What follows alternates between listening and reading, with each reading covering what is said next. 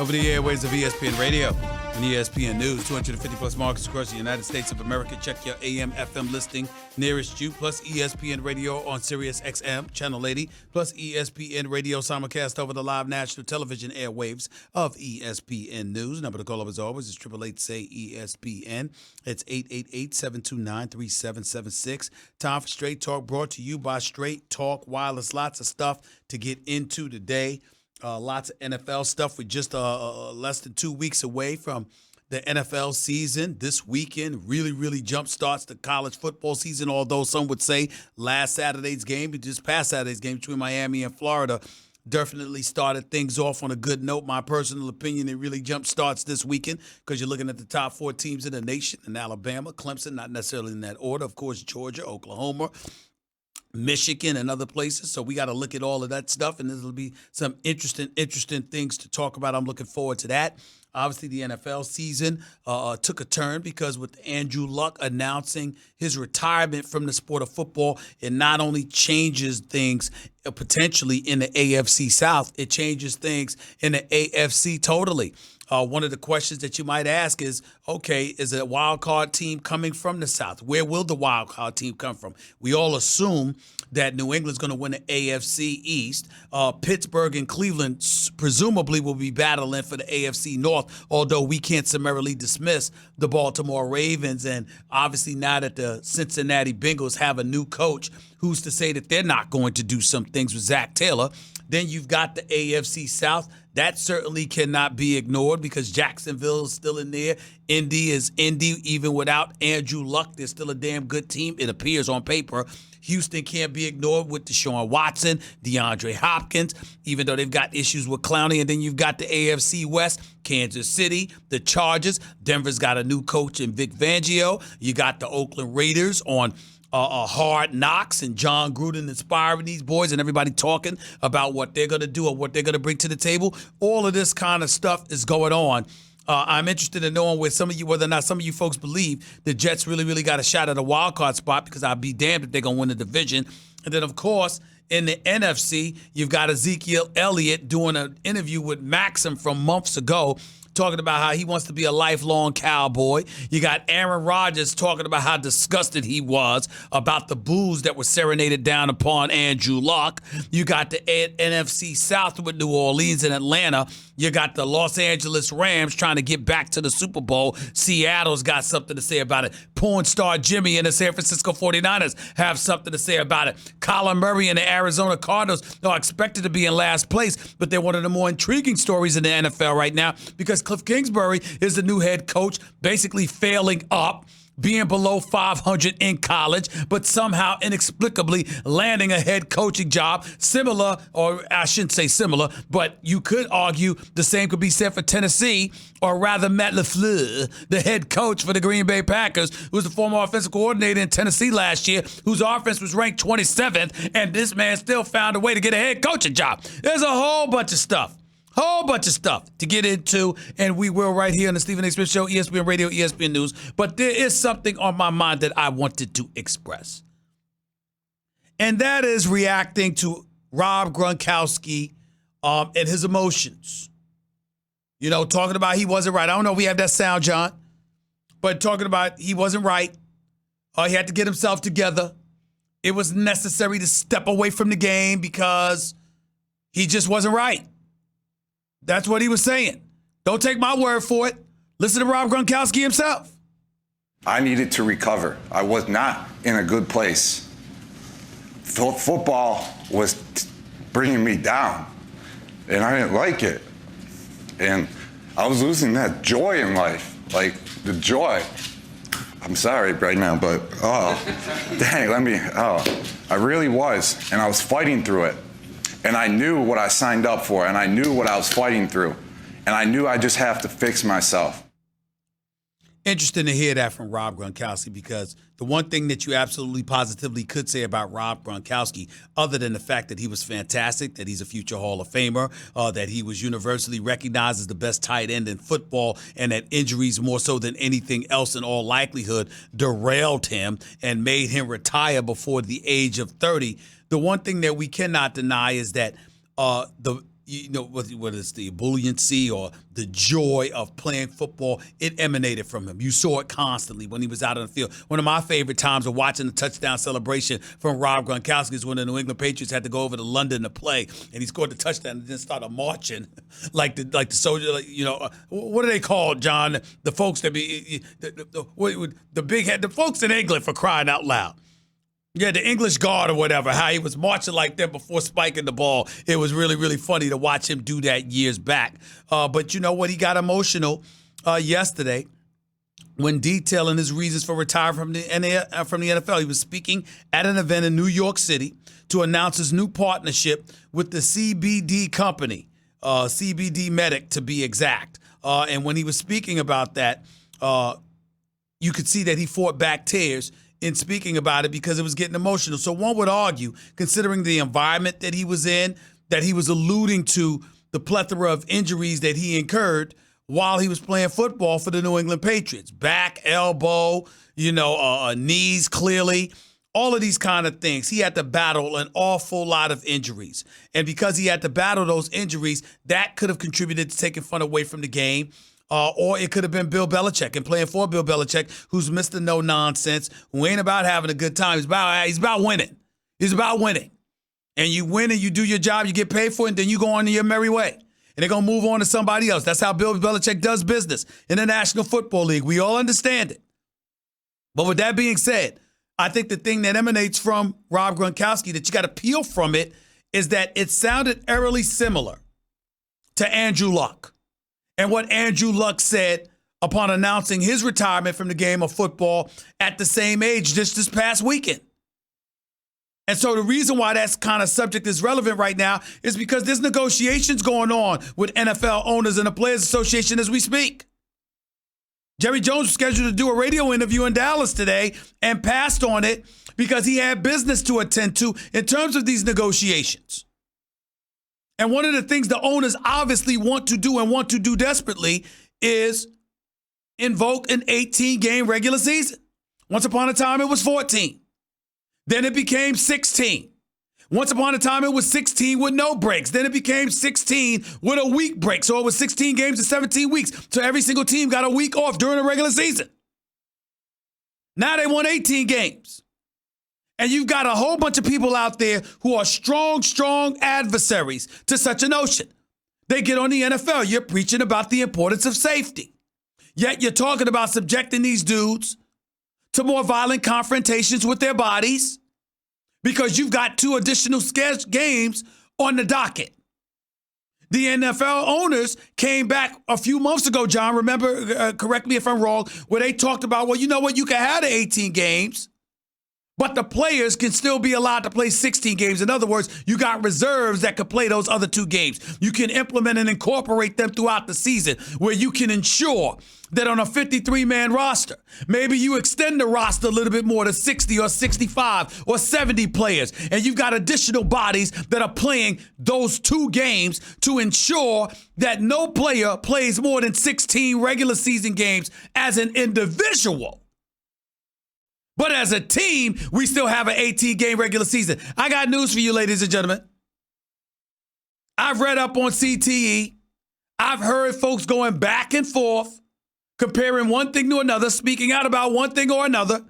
I've heard it all. I've seen it all. I got it. And I understand safety's an issue. And I'm certainly not a proponent of exposing players to things that would endanger them even more so than they're already endangered. But I will tell you this, that idea by the owners, that ain't a bad damn idea. I got to tell you that. I mean, listen, first of all, I'm a strong proponent of getting rid of those damn 4 regular season, those 4 preseason games. I think they should be maxed out at 2. That's number 1. Number 2, I'm a proponent of more games actually counting. Because I certainly don't want the regular season shortened. We don't need those preseason games. Now, preseason games are for the coaches more so than it's for everybody else. You got OTAs. You got training camp. Stands to reason that you got plenty of time, considering that the NFL job is a 24/7 proposition. You have plenty of opportunity. plenty of opportunity to make sure players are in tip-top condition. Since you're watching them like hawks throughout the year, you might give them a few weeks off, and with the exception of that, you got them participating in OTAs. You got them participating in training camp. Get rid of the 2 preseason games. Limit it to a max of 2. Okay?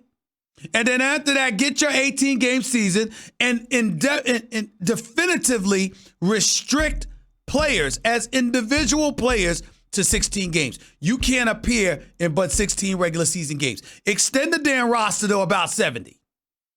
65, 70 people. Extend it.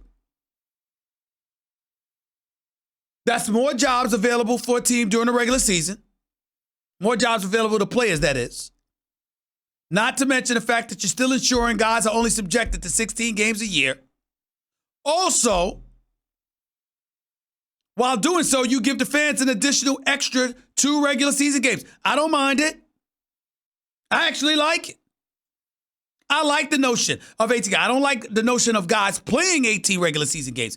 But do I like the notion of 18 regular season games with every player on the roster restricted to 16 games? Yes. You know why? Not just for the players. I want to see the genius on the part of the coaches. So the coach is going to look at the schedule. You know how they try to deny every game counts. Everybody's the same. Liars. So in other words, you're New England, and you're playing the Pittsburgh Steelers 1 week. You're playing the Tampa Bay Buccaneers the next. You're playing the Detroit Lions or the Arizona Cardinals the next. Or the Oakland Raiders the next. I'm bringing up all the cellar dwellers. You're playing them next. You try to tell me it's the same?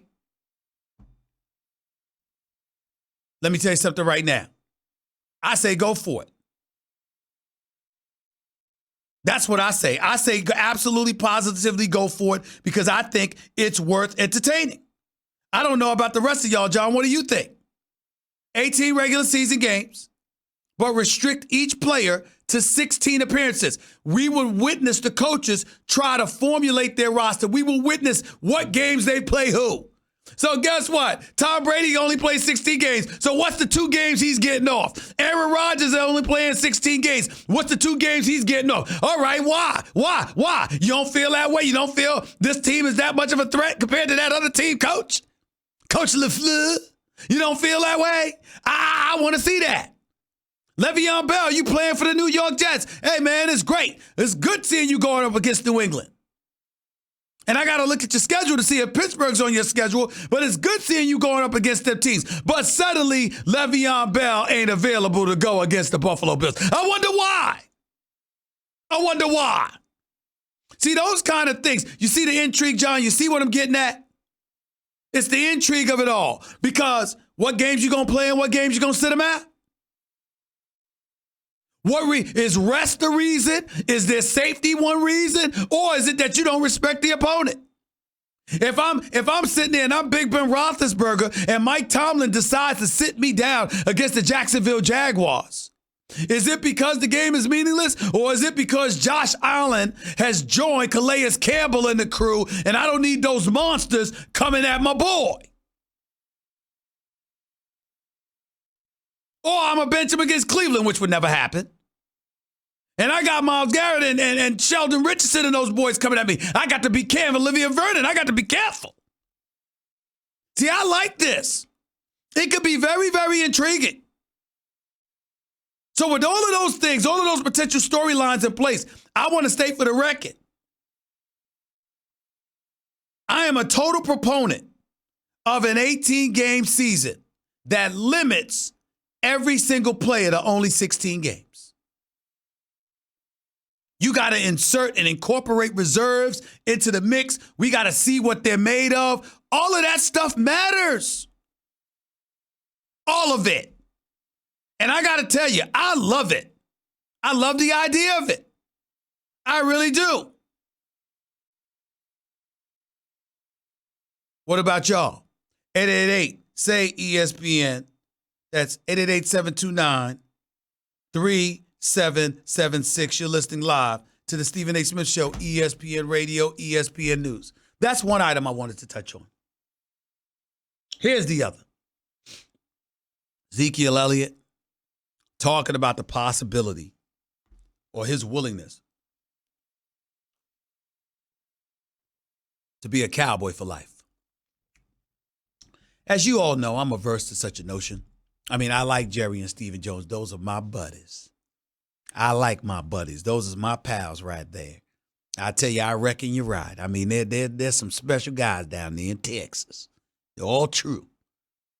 Players ain't got no problem with it. Happy Jalen Smith got his money. Love that brother. His story, getting injured at Fiesta Bowl in Notre Dame and then coming into the pros and having basically to sit out.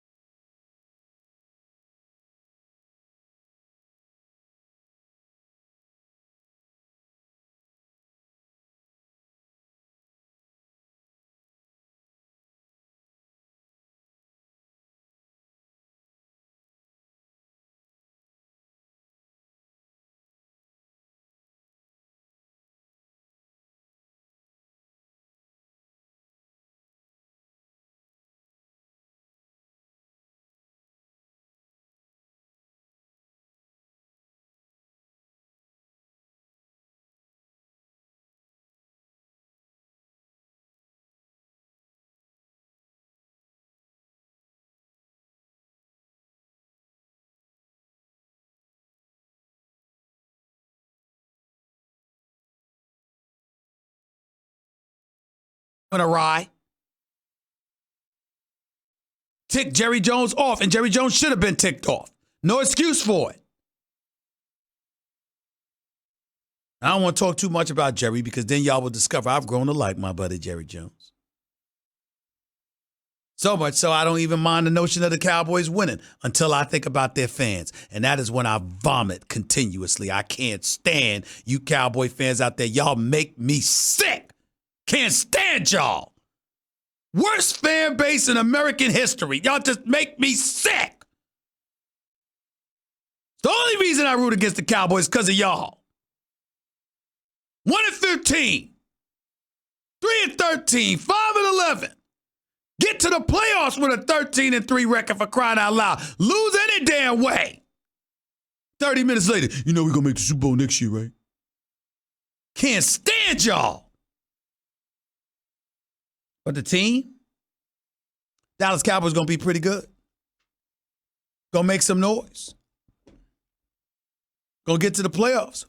If Ezekiel Elliott is there, you ain't going to win. Eagles going to take the NFC East. Should have took it last year. They're going to take the NFC East. All right? And then y'all going to have to battle for that wild card spot. It's going to be really interesting to see.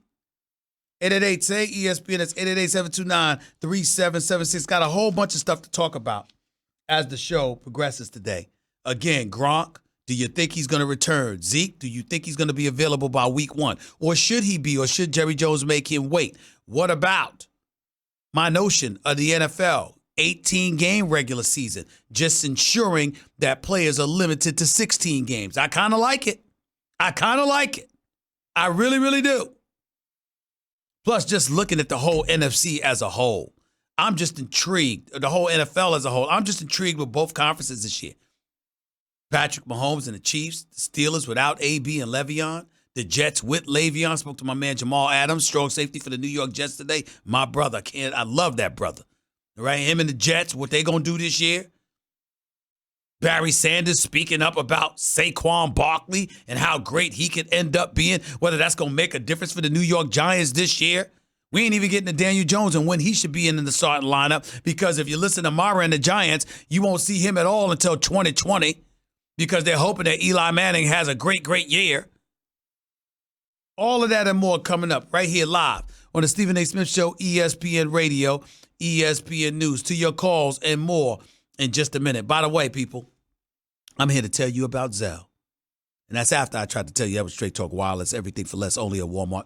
Let me get back to Zelle, because we're talking about a quick and easy way to send and receive money right from your banking app. If you're sending your kid off to a college this fall, remember that the best care package isn't a package at all. Just send them money with Zelle. It's easy to use, and the money you send goes directly into your college student's bank account, typically within minutes if they've already enrolled. That way they can pick out the perfect care package for themselves. Look for Zelle in your